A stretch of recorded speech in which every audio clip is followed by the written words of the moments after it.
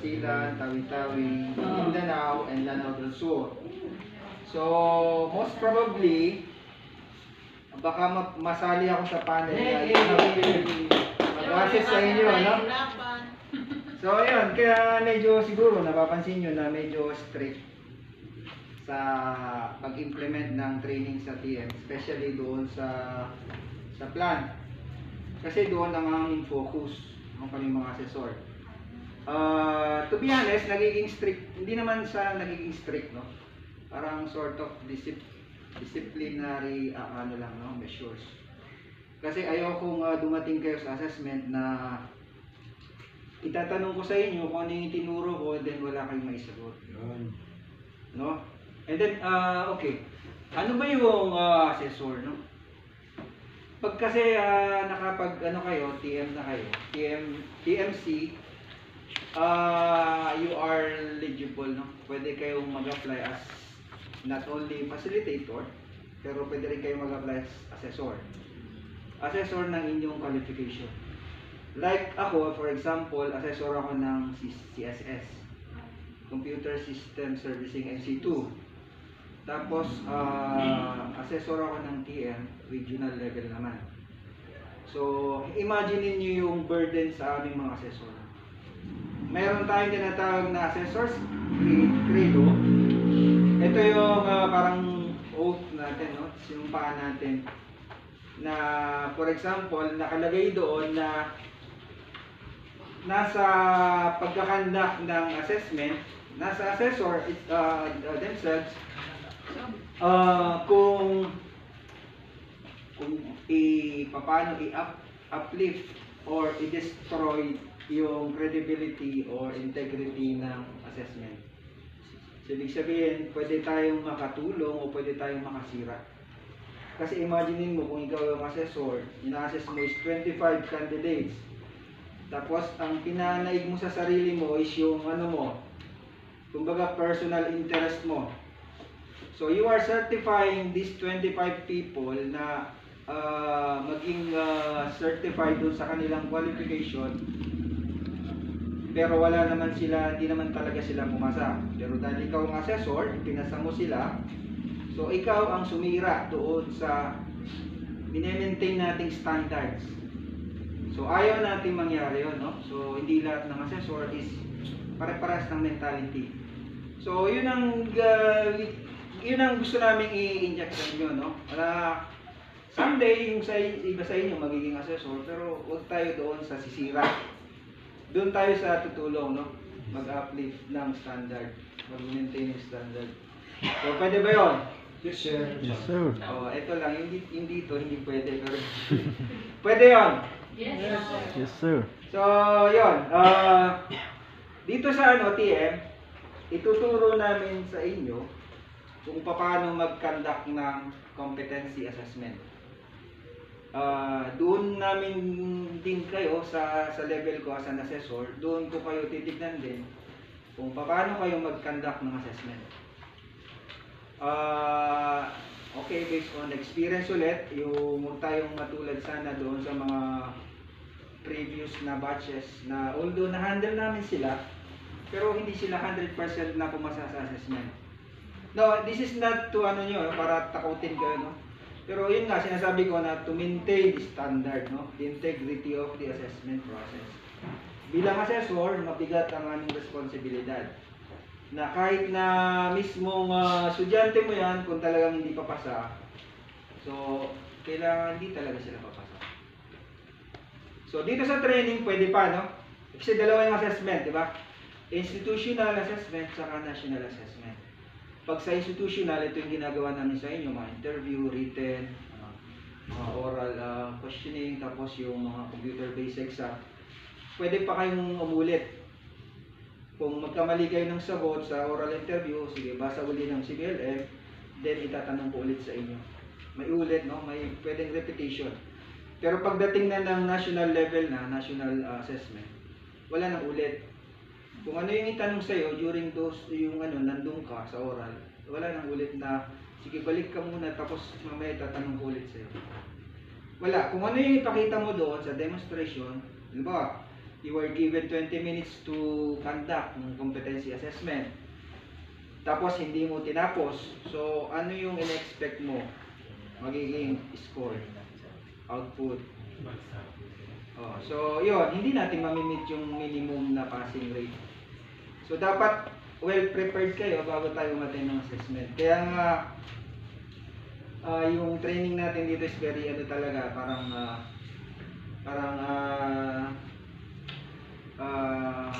focus tayo sa training, no?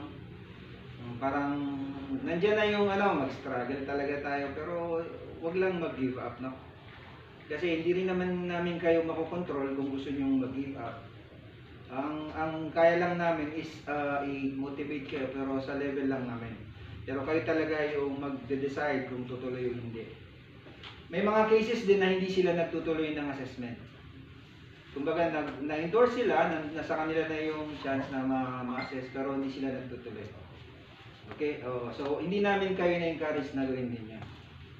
Anyway, dito sa training naman is gagawin namin lahat, gagaya nung pinag-usapan natin during the orientation, gagawin namin lahat yung maibigay namin sa inyo lahat ng competencies na kailangan nyo before kayo mag-take ng exam. So, siguro ngayon sa level na nandito na tayo sa malapit na matapos, siguro ma-realize natin, ganito pala yung gusto nilang ibig sabihin nung sa orientation. Yung gipaliwanag ni Sir Paulo kanina, yung 10 principles of CBT, kailangan hindi lang yung memorized by mind, pero by heart. Napapansin nyo yung approach namin na hindi tayo everyday nagle-lecture. Everyday na kailangan ganito lang yung tuturo. So, parang multitasking yung mga facilitator. Pupunta sa kanila yung learners para bumuo ng instruction. Tapos bibigyan ng instruction. O sige, kailan mababalik? Yung iba, 3 weeks ago na hindi pa bumabalik. So, ang policy is pag... Okay, hindi yung kasali sa CCA, no? Okay, so dito tayo sa CCA. May requirements sa CCA, no? Nandyan yung mga forms na kailangan natin i-print. Siyempre, mag-role playing tayo. Mag-act kayo as an assessor. Halimbawa, assessor ka ng BPP. So, ang ito-play mo, may video rin doon sa parang CCA. So, iba, basahin nila yung CBLM, nandyan yung may mababasa din kayong script dyan. Yung script na yun, gawin yung siyang guide. Okay? Pwede nyo siyang i-enhance. Pwede nyo palitan yung mga wordings doon. No? Para hindi kayo pare-parehas na pare-parehas kayo ng script. Mula doon sa umpisang letter hanggang doon sa pinakadulo na pare-parehas. Okay? So, try to innovate, no, yung script na nandun sa CBLM. Panoorin nyo yung video paulit-ulit, kunin nyo lang yung concept nun, paano ba mag-conduct ng assessment. And then, pag master nyo na yon, kahit na pagbalik-balik ta rin sa inyo yung question, kasi after nung yung demonstration, may tanong kagad ang assessor. Okay? May mga follow-up questions. Pero kung alam nyo yung ginagawa nyo na mataas yung aking confidence na masasagot nyo yung mga oral question sa assessment, ha. Dito sa atin sa training, pwede tayo umulit. Pwede kayong magtanong, okay lang. Pero wag lang sa national assessment. Okay? So sige, ayan yung script na sinasabi natin, no? My name is ganito. Pangalan, state your name. I am an accredited competency assessor. So nandyan, basahin niyo yan step by step hanggang sa pinakadulo na yan. Tapos, meron kayong i-analyze nyo lang yan. Okay? For example, yan. Today, I'm going to administer competency assessment for yung qualification nyo, CSS, NC2, BBP, or carpentry, o ano yan. So, yan. Memorize yan dapat. Huwag kayong gagamit ng script during sa assessment. Okay lang palitan, sir, yung alalay niya. Pwede. Pwede kang mag-akita sa atin. Okay, ang mga main dyan is kailangan i-explain nyo. Ano ba yung mga i-explain nyo? The competency assessor reads or briefs the candidates, explain the following. So yan yung i-explain sa kanya. Yung context and purpose of assessment. Yan ang mga aming babantayan sa assessment. Na-explain ba niya yung context or purpose ng assessment? Bilang assessor, kailangan, very important sa isang assessor, ipaliwanag muna doon sa mga candidates ko ano ba yung purpose ng assessment. Ano ba yung mga qualification na mag-assess sila? Paano i-collect yung mga evidences? So lahat yan nandyan. Ano ba yung mga allowable adjustment, reasonable and allowable adjustment na pwede i-gawin o i-conduct o i-perform during sa assessment? Ano yung mga do's and don'ts? Paano nila makuha yung mga certificate nila kung sila ay competent? Ano yung gagawin nila kung in case na hindi sila mag-competent? Paano ka magbigay ng feedback doon sa competent at saka not yet competent? Titignan lahat yun doon. Nandyan lahat yung script. No? So, pag nandito kayo sa harap, pag nag-roleplay na kayo, of course, we expect na kailangan yung formal attire or corporate attire. No? Wala yung mga naka-sandals, naka-t-shirts. Kasi assessor na kayo. Okay? So, yan. Pag-aralan nyo yung laman ng script na yan. And then, pag-aralan nyo din yung mga forms like yung CARS, Competency Assessment Result Summary, mga form, attendance sheets. Saan sila ginagamit? Paano gagamitin? Mga rating sheets. Ano yung gamit ng rating sheets? So, nandyan lahat sa CBLM. So, gusto kong basahin yung CBLM. Okay? Kaya wala kaming presentation sa CCA kasi yan yung presentation talaga sa yung CBLM mismo. Okay? Unlike dun sa FLS na yung ini-explain ni Sir Paulo kanina, ganon na ganon yung pagkakasunod-sunod ng inyong orientation. Okay, so gagawa kayo ng sarili nyong PowerPoint. Through PowerPoint nyo i-explain, i-discuss yung mga sinabi ni Sir kanina. So may kanya-kanya kayong PowerPoint. So dito yan yung application form, no? So ipo-print nyo yan. Lahat ng forms ipo-print nyo kasi yan yung gagamitin nyo doon sa pag-conduct nyo ng CCA. Tomorrow, inshallah. Okay? Yan yung attendance sheet. So very important sa assessment. Okay, so ito, binibigyan ko na kayo ng hint sa assessment, no? Parang hindi naman ako masyadong bias, no? Kasi assessor ako, no? Pero ang hindi ko lang talaga maibigay sa inyo kung ano yung exact question at saka exact na gagawin during sa assessment. Kasi bawal sa amin yun. Sabi ko nga, meron kaming oaths na meron kaming sinumpaan, no? Na mga do's and don'ts. For example, ang pag-conduct ng assessment ay hindi pwedeng gamitin sa kahit anumang klaseng corruption.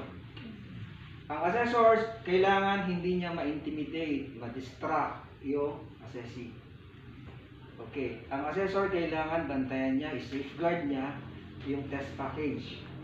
Itong pinapakita ni Sir Pang sa screen, yan yung mga laman ng test package. So babantayan niyo yan bilang assessor. So saan mang gagaling yung test package? Nandyan lahat sa script. No? I-analyze niyo lang. Okay? Yung sequence noong sa script, yun ang i-roleplay nyo. Ano yung mga laman ng test package, paano nyo siya isi-safeguard, kasi tungkulin natin yung bilang assessor. Hindi natin hahayaan na yung isang test package ay may mawala. Kasi ano ang magiging impact niyan kung mawalan niya ng halimbawa written exam. Kung nag-picture yung candidate yan, tapos pinasa yung written sa labas. So makompromise na yung assessment. So yun yung mga responsibility, one of the responsibilities ng assessor talaga.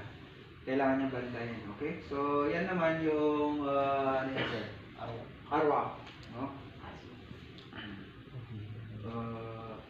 Yung CARS, sir. Okay, yan yung CARS, no? Competency Assessment Result Summary.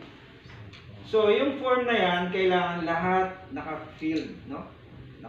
Wala kayong i-leave na blanco dyan. Titignan namin kung paano kayo maggawa ng report. No? Ang paggawa ng report ng assessor is yan. Yan yung gagawin nyo. Susulatan nyo yan, yung mga forms na yan.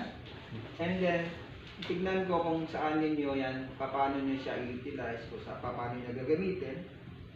Kanino nyo i-hand over yung test package. Ano ba yung role ni assessor? Ano ang role ni AC manager? ni test the representative. No? Lahat yan nasa CCA. 20 minutes, you are given 20 minutes to perform yung pag-conduct ng competency assessment. Then, bibigyan kayo ng 15 minutes to prepare. I-prepare nyo yung area. Andyan yung mga candidates ninyo. Kayo nang bahala dyan. Then, doon sa, sa pagde-demo, 20 minutes ang allowable time. Doon sa FLS, yung pagiging trainer naman, facilitate, you were given 30 minutes, no? Pero mayroon din kayo 15 minutes na preparation. Mas mahaba yung time sa facilitate. Okay, so dito, by the way, may tanong. Maiksi lang yung CCA kasi 20 minutes nga lang, no? Pero very crucial siya. Medyo technical siya. Kasi nandyan yung, especially yung sa reporting, gagawa kayo ng report. So yan ang gusto kong pag-aralan nyo kasi mauuna yung, kumbaga yung kayo, sa grade, yung makatapos ng 4 na units of competencies, to be collected tomorrow, dapat ngayon, pero bukas na, okay na. Bukas ng umaga, kung ano man yung natapos nyo, pakiprint na. Pwede siyang i-print in a dun sa, di ba, yung mga nagamit ng paper, sa scratch. Pero wag naman yung mga gusot-gusot na. Hindi yung scratch na literal na pang basura. Yung mga nagamit na, pwede yun. And then, i-correct namin yon during sa mga free time namin. Pag na-correct na yun, babalik sa inyo. And then, yung pinaka-final draft ninyo ng portfolio, yun yung isasubmit natin sa Rejune. Kasi 5 days before ng assessment nyo, dapat ma-receive na ng assessor yung mga portfolio para ma-checkan na nila. So, advance ang pag-submit ng ating portfolio sa Rejune. Okay? So, yun. Yung final copy ng inyong portfolio, nandun na lahat, yung templates, ano yung mga contents, nandun yung pagkakasunod-sunod ng 6 units of competencies. Except for the CCA, no? Kasi walang portfolio sa CCA. So, ano-ano lang. Hindi lahat kasi ng output nyo sa plan is nandoon sa final portfolio. May mga certain doon na outputs na hindi na i-omit na. Okay? So, I think bukas, sir, no? Bukas ba? Yes, sir.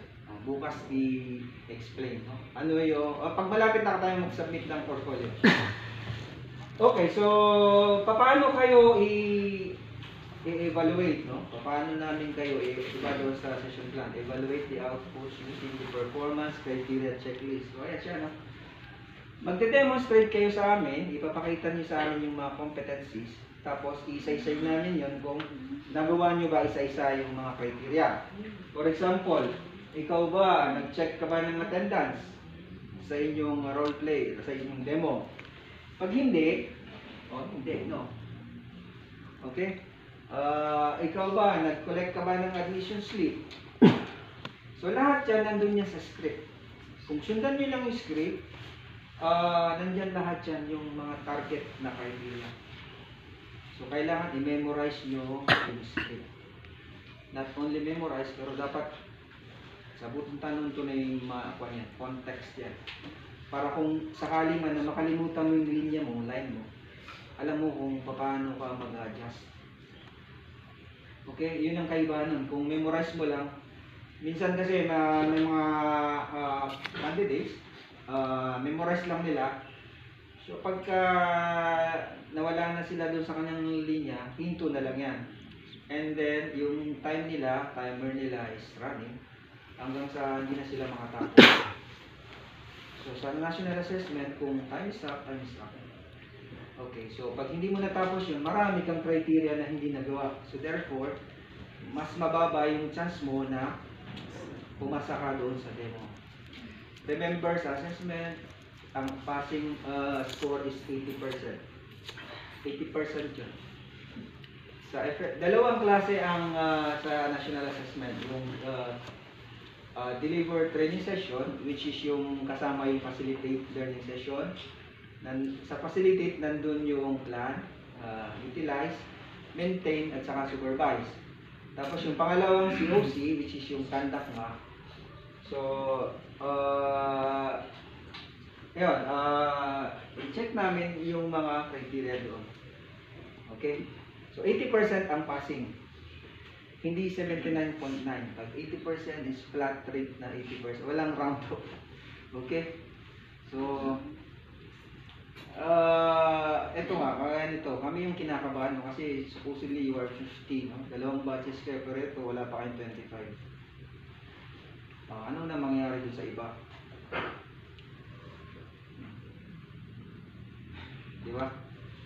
Sayang naman yung binigay na ang dami-daming gustong mag-TM, tapos yung iba dito, real talk, no? Nandito na tayo, tapos kumbaga sinayang lang yung time na sinayang yung opportunity ng iba na dapat sa kanila na gustong mag-try. Pero naibigay doon sa iba sa inyo, pero sinayang naman. So, yun, no? So, hanggat maaari, hanggang ano, kasi hindi natin malaman kung papasa ba tayo kung hindi natin i-try yung assessment. Diba? And then, wala namang makapag-motivate sa inyo, not even us, no? Kayo talaga mag-motivate. Gusto ko magka-TM. So, kung gusto mo mag-TM, i-push mo hanggang doon sa assessment. Whatever the result, wag mong isipin yung result. Basta yung preparation, doon kayo mag-focus. Kasi kung isipin nyo, papasama ako sa assessment, doon yung mindset nyo sa kung papasa ka. Pero out of focus ka doon sa preparation mo. Nauna sa yung kaba. I-focus mo kung paano mo siya gagawin. And then pag okay na yung process mo, hindi mo mamamala